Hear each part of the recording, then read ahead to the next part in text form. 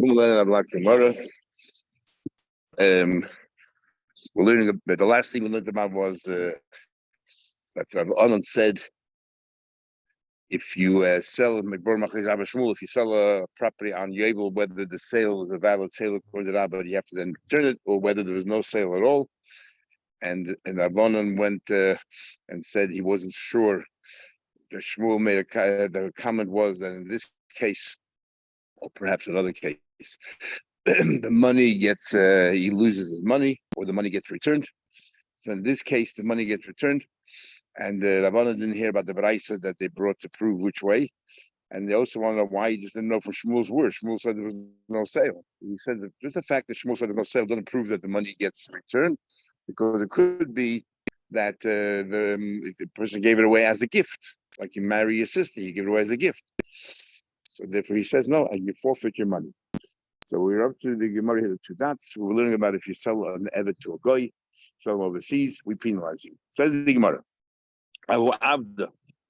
It was this slave.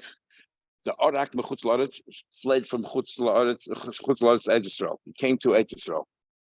Ozal Morei Abase, his master came following him, wanted to retrieve him. Also, they went for Abami to ask Yisrael if he can take him back. Amalei, he said to the master, Nichtem l'chashara admei. He said that what do you call it? You should write a star. The Eved has to be set free, but obviously has to buy his way out, so he has to pay for it. Because of Legita Cherusha, set him free. And if you don't,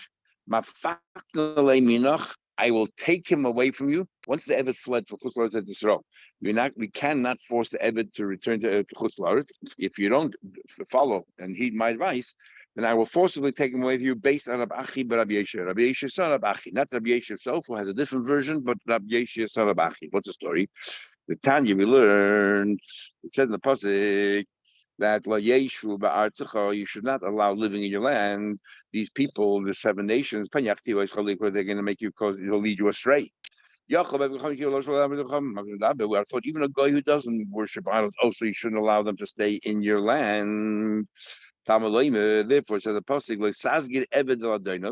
do not return an eved to his master when he fled to you away from his master. So we're darshaning the pasuk that Adonov here means his gods. He worshipped gods. Do not send back a god that fled his gods, of a goy who fled his god to join you. Don't send it back to his gods. So those a goy who does not worship Avodah Zarah, you can keep in your land. My takara. So what exactly is the takana? And make sure he doesn't go back to his lands. Imcha yesha b'kibbutz, stay with you. Kasha Rabbi Yesha, that's the drush in this pasuk. Rabbi Yesha had a problem. If that's the pshat, then Haimim Adonai. You're talking about gods. Why say from his master? Me'im Aviv Bailei. There's 2 versions of the Gemara here. Either Me'im Elok from his gods. He's running away from his gods, or he's running from his father, who's probably beating him up and say, you better worship the idols, like Abraham Terach tried to force Abraham. Elam Yesha, Rabbi Yesha therefore teaches the pasuk. When we lesazgir eved, don't return eved to his master. Yesha is talking about a case where moicher avdei lechutz la'aretz. If somebody sells his slave, if somebody sells a slave to chutz la'aretz, hakasav medaber, that one that you shouldn't force the eved to go to chutz la'aretz. You have to set him free, and that's the pshat in the pasuk. In other words, don't send him to the purchaser, send him back, to where he came from originally.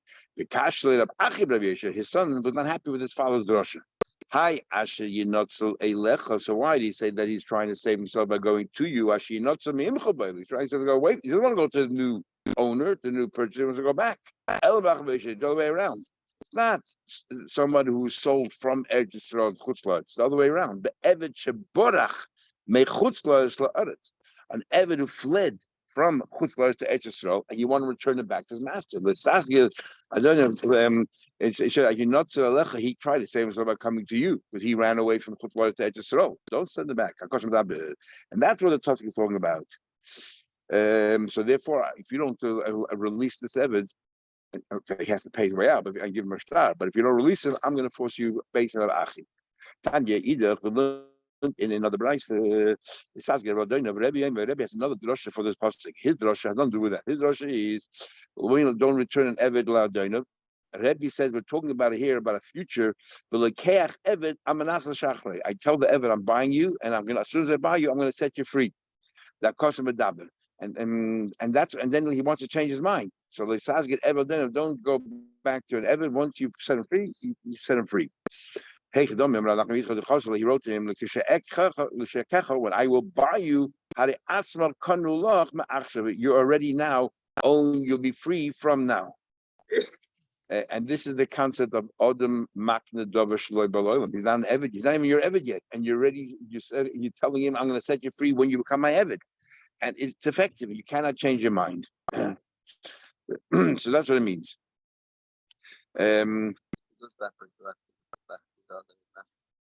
Unfortunately, I have a hard time understanding exactly how is it Dover Shalom. How can he become free from the time when he wasn't your Rebbe, when you had nothing to do with it?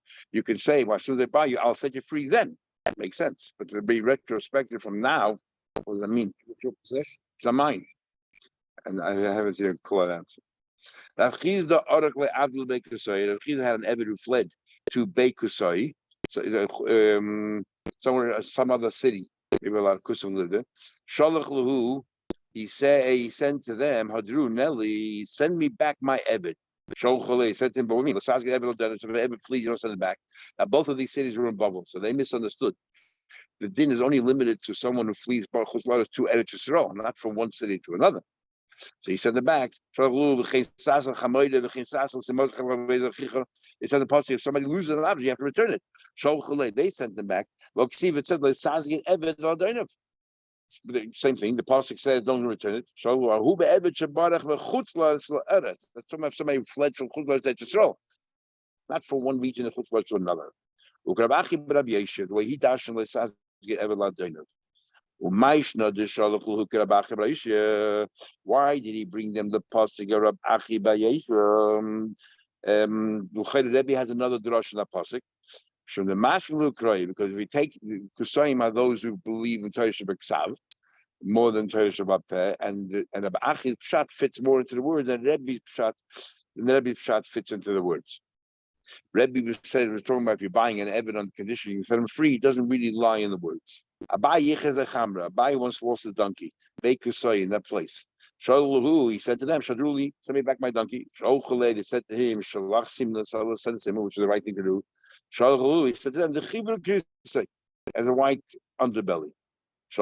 They said back to him, if you wouldn't be for the fact that you are a Baye, we would never send it back to you. Every donkey has a white belly.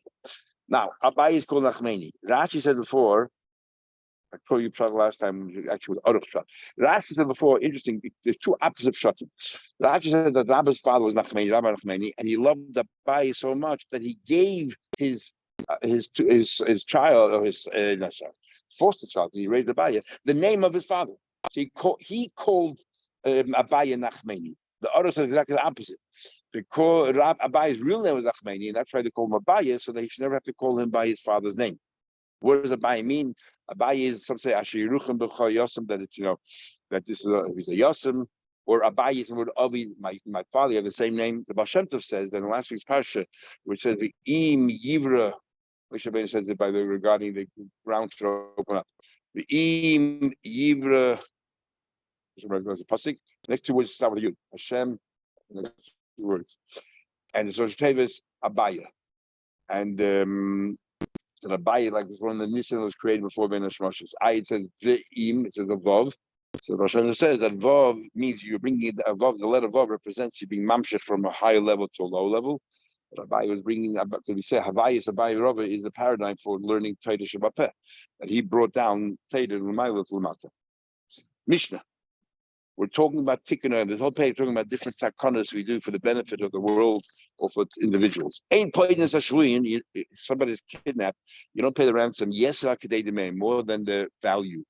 We play tikkun because it's takana. Now, what exactly is a takana? We'll see in the Gemara. There's two possibilities. A big argument. What the takana is? Is it to let's see? and nor do we assist them in escaping. Either again, we'll see in a minute what the takan is. Rashbag says here, we're not worried about the rest of the world, that we don't want to go out and get more captives, but rather we're worried about the remaining captives that are there. In other words, if you're gonna, the first opinion is that if you're gonna assist the guy to escape in the future, they're gonna handcuff them and they're gonna deal with them a lot harsher. And if said, we're not worried about the future. We're worried that if there were other captives there, they're gonna start maltreating them because of you. Because you assisted this guy in the mind of committal in the murder. What if there are no other captives? You can assist him escaping. You go, oh, captain. What's the is it why shouldn't you pay more than the value?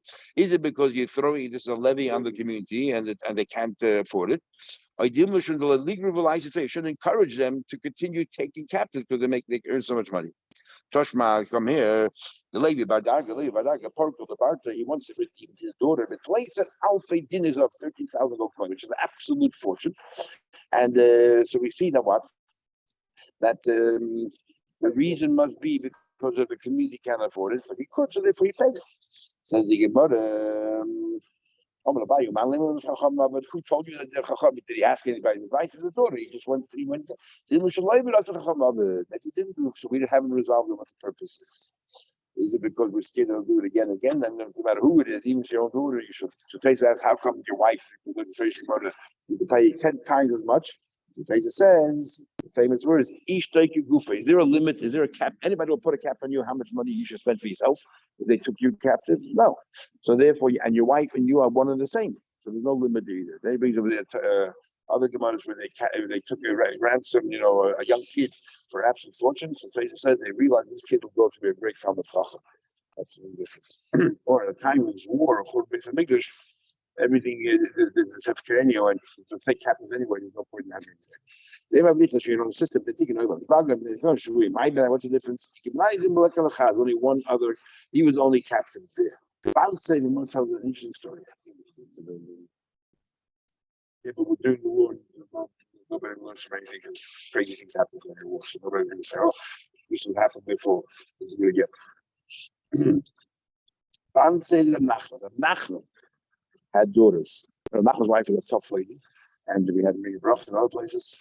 And Nachman's mother was also pretty strong, and she put a yarmulke on Nachman to make sure that it grows up to be Yori Shemayim, Yori Malka. That's what the word yarmulke comes from, Yori Malka. Now we've got the daughters of Nachman. So all the women in his life played a big role. This story is a little bit sad. The daughters of Nachman, they put their hands into the pot on the fire, and they would mix it with stir with the hand. David thought to himself, wow, they must be great tzaddiks.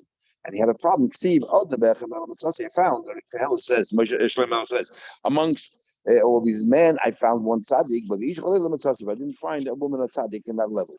But you can bounce him Nachman, and Shlomo didn't know about the daughter of Nachman, and he has Seikis, what's going on here? How can I make a statement which is not true in the future?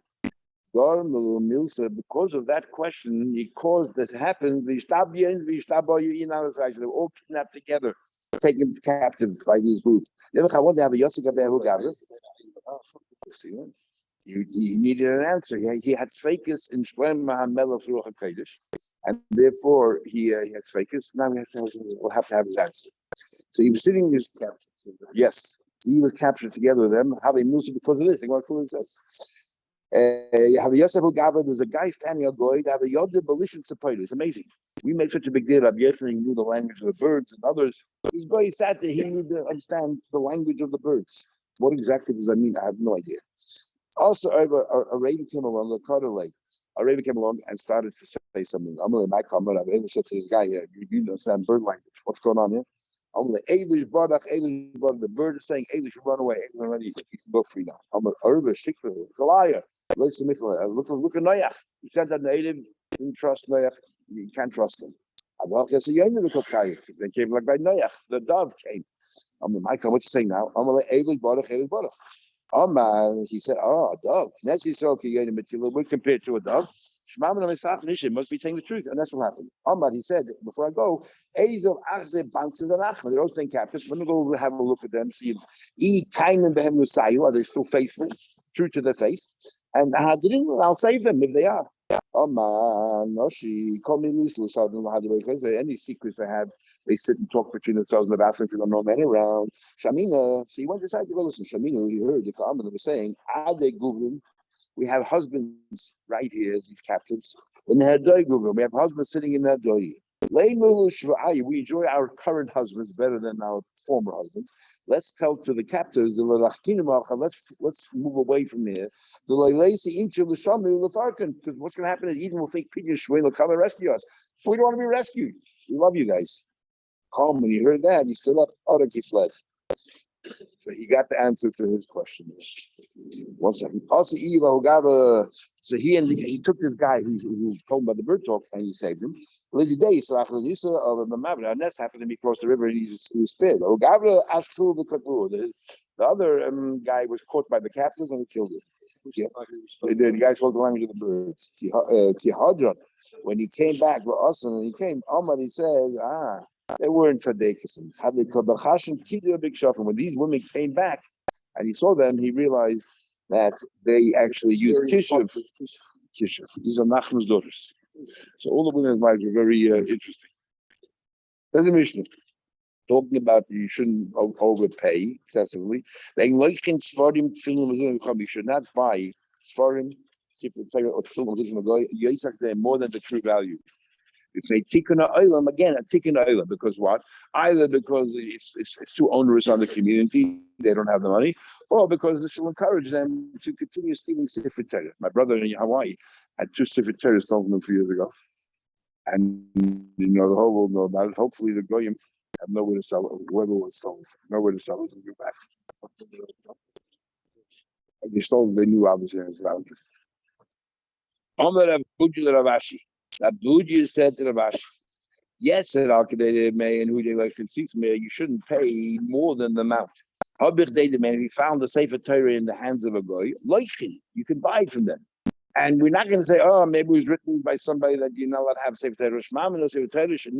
Maybe we see a Sefer Torah found in possession of a guy, you can read from it. In B'tzibur, you can read from it. Because we'll assume it was all done a kasha way. And we're not worried that maybe the Goyim himself wrote it and he had in mind some avodah zarah. And he goes, what's it? Maybe it's Seamus, that is holy. You're not allowed to read from it, but maybe you have to take it anyway, has made it because of suffix, and bury it. It's only a suffix. Maybe the guy wrote it, but the guy didn't write it. It's a suffix. You always remember. So as Kedusha say, let's take it, buy it, and bury it. Naktin in the rules as follows. Sefer Torah should cost for Mina. Sefer Torah is written by a Mina Mapakadesh who believes in idol worship. He saw it. You have to burn it because definitely when he wrote a Shevodah Zarah.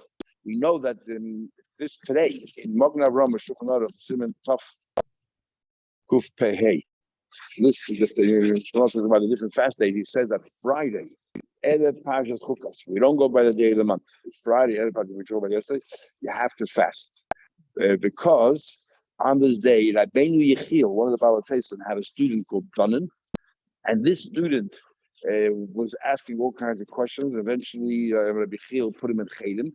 He decided as a result of that to embrace Christianity, and he made it his life's mission to destroy Yiddishkeit. And he's the one who convinced the Pope that the whole Talmud is against Yoshka, against Mary, and he had a big debate with Rabbi Yechiel, which Rabbi Yechiel won, but he always lost the battle. If you win, you lose. And as a result of that, they took all the Gemara, 20 wagon loads of Gemaras, and they burnt it. And the Talmud of Rabbeinu Yonah writes that where they burnt the Gemaras was the very same place where Rabbeinu Yonah and others burnt the Meir Nevuchim of the Rambam. Very same corner, that area. And this is he was alluding to the fact that this was the direct punishment that we get burnt Rambam Meir Nevuchim. This is what we enabled, or we gave a chizah to Kupa to go ahead and do what they had to do in Paris.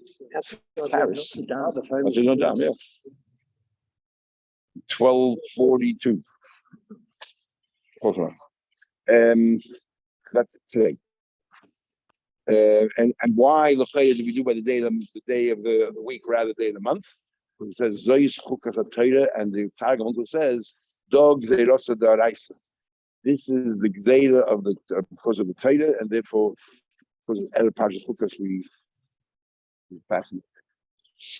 Okay, think about it further. Aman Nachman and Naktina and Sefer Torah because you saw you burn.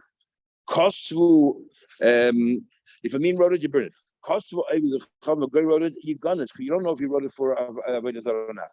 Nimtza, whatever you found it, but you had mean, you gun it. Now it's a suffix. So you always step one down. So suffix, did he write it? Or suffix that maybe he found it. And it doesn't matter what he says, you don't trust him.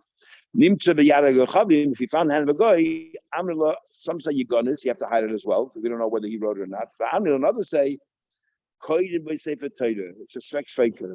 Something he wrote it, wrote, and if he wrote it, it's a something whether written Avodah Zarah or not. Or because maybe he wrote it in order to sell it to a goy, and a goy writes to Sefer Torah, that's kosher.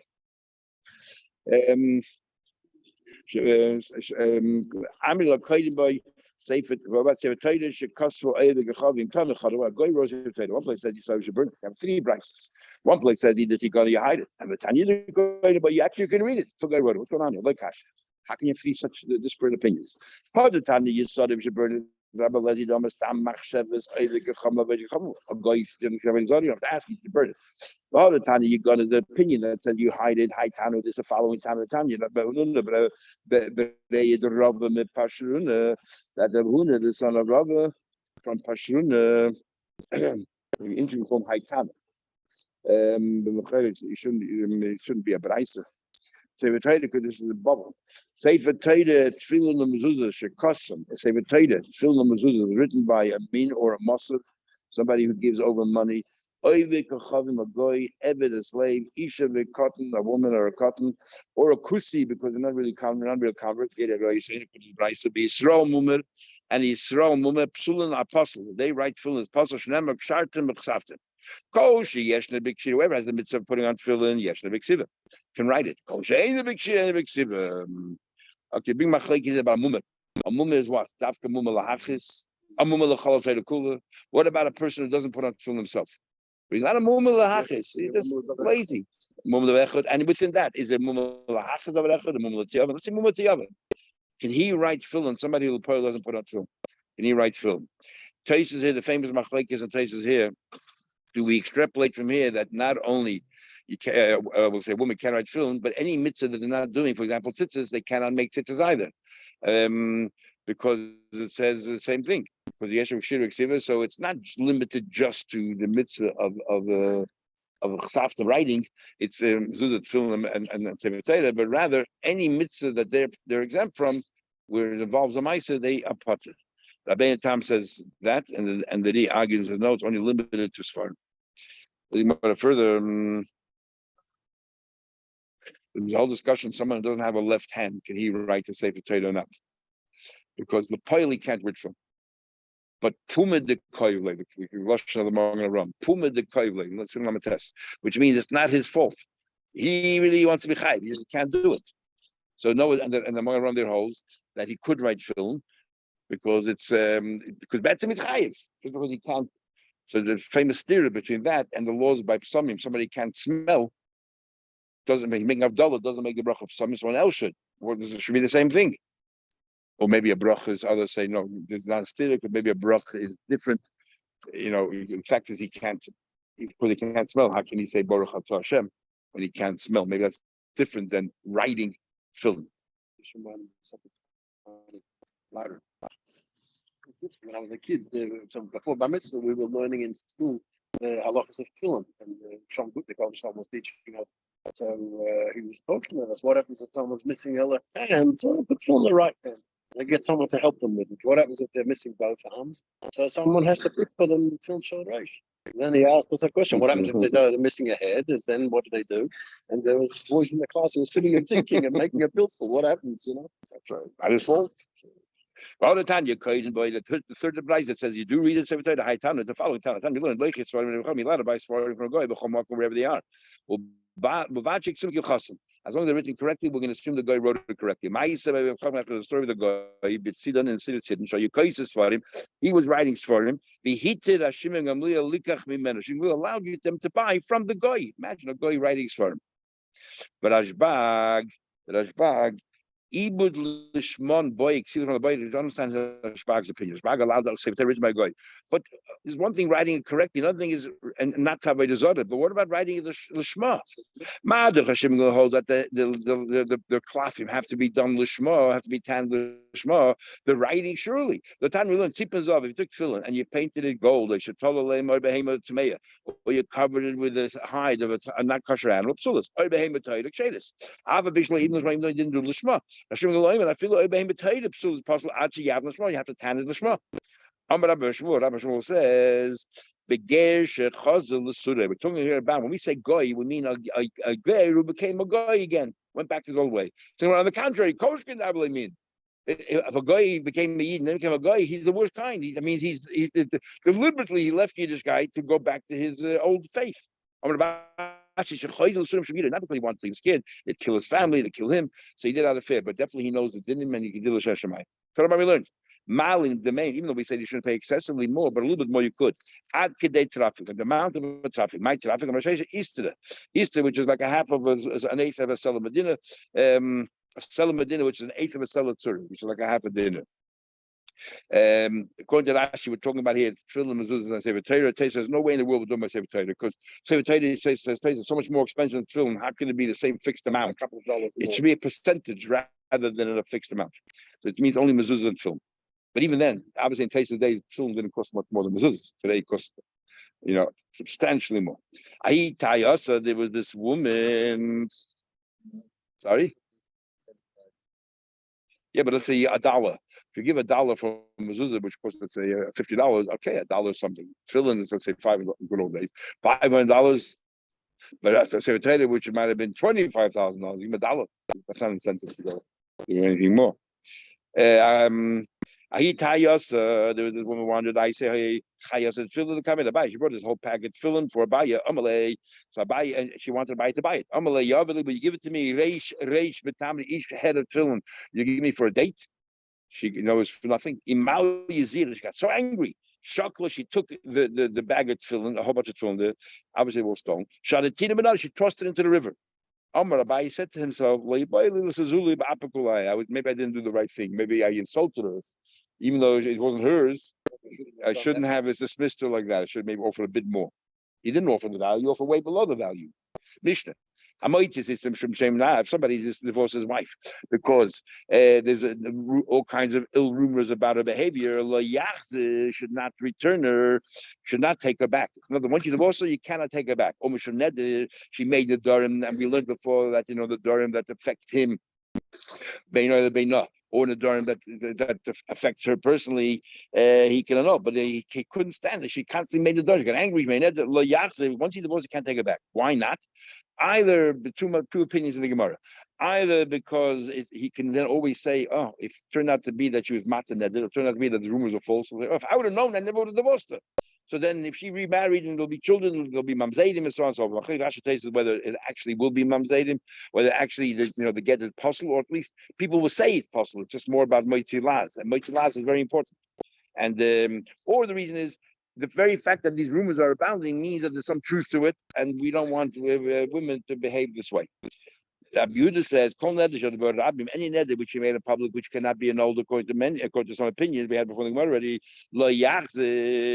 you should not take them back. In other words, he said the main thing is because of the pritzes, not because of kola, pritzes. So therefore he said, if it's public and people know that women make darim all the time, they don't take it back. But to teach a lesson, it's a knas. Teach a lesson to everybody. You shouldn't behave this way. But nobody knows about it. I'm not worried about this kilkul. I'm only worried about preachers. I hold them. May says I hold the main thing is kilkul. So kol neder that what the husband himself cannot annul it. For example, it's outside of those two criteria where a husband can annul it. But she could always go to chacham and annul it. Don't take it back, because he can always say, I didn't know that chacham could be mataned, and then tomorrow he finds out she was mataned. Oh, if I would have known, of course I would never divorced her. So therefore, there's a problem of kalkola. If he himself could have annulled it, you didn't. What are you going to say? If I would know, we don't want. Every husband knows he can own the so then he can take it back. There's nothing he can ruin a life. So if he divorced her, why can't he take it back?